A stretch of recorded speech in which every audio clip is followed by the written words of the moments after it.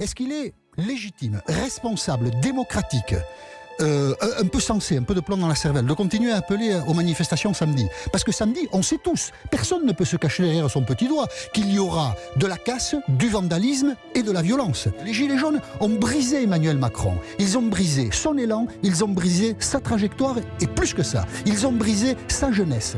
Hier soir, à la télévision, Emmanuel Macron n'avait pas l'âge de son état civil, 40 ans, il en avait 50. Est-ce que ce bilan suffit aux Gilets jaunes? Est-ce qu'ils veulent autre chose? Mais ils veulent quoi? Est-ce qu'ils veulent substituer Marine Le Pen et Jean-Luc Mélenchon à Emmanuel Macron? Ils ont le droit, mais qu'ils le disent, parce qu'à un moment dans la démocratie... Quelle est la légitimité d'une centaine de personnes, gilets jaunes, qui vont bloquer des ronds-points ou bloquer des parkings, je ne sais quoi, ou des routes, par rapport aux institutions classiques, que ce soit les syndicats, les partis politiques, les ONG constituées?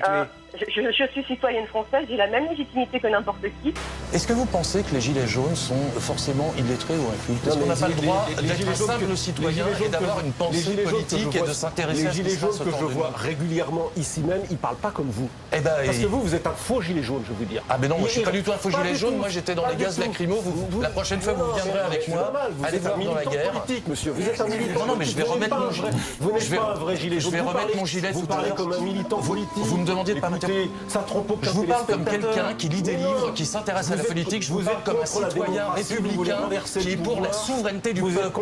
Je ne veux pas renverser le pouvoir, je veux rendre le pouvoir au peuple, monsieur. Vous devriez avoir honte, vous n'êtes pas un vrai gilet jaune. Je suis un vrai gilet jaune, je réfute votre accusation. Vous n'êtes pas un vrai journaliste, alors on peut s'en envoyer. Moi, je pense qu'il y aurait quelque chose de très populaire à faire. C'est de supprimer la redevance télé. Et ça, beaucoup de gilets jaunes sont des gens qui regardent la télé parce qu'ils n'ont pas beaucoup d'autres distractions dans la vie. Les infos, voilà, je vous le dis, je sais que le gouvernement travaille voilà, dans votre sens, essayez voilà, de travailler. Et je pense qu'il va y avoir un dialogue. Parce qu'on lui laissera pas le choix de travailler dans le sens du... Oui, mais justement, ça c'est pas bon de parler comme ça. Il faut redescendre, les gars. Dès qu'il est question d'un référendum populaire, Mussolini n'est pas loin. Ça a commencé comme ça, et Mussolini et Hitler.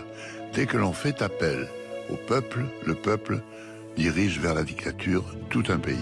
Il faut se méfier de ça. C'est grave ce que vous dites. C'est-à-dire c'est une chose qu'on n'a pas dite. C'est-à-dire qu'il faut avoir peur du peuple, peur de ce qu'il pense. Il faut avoir peur du référendum.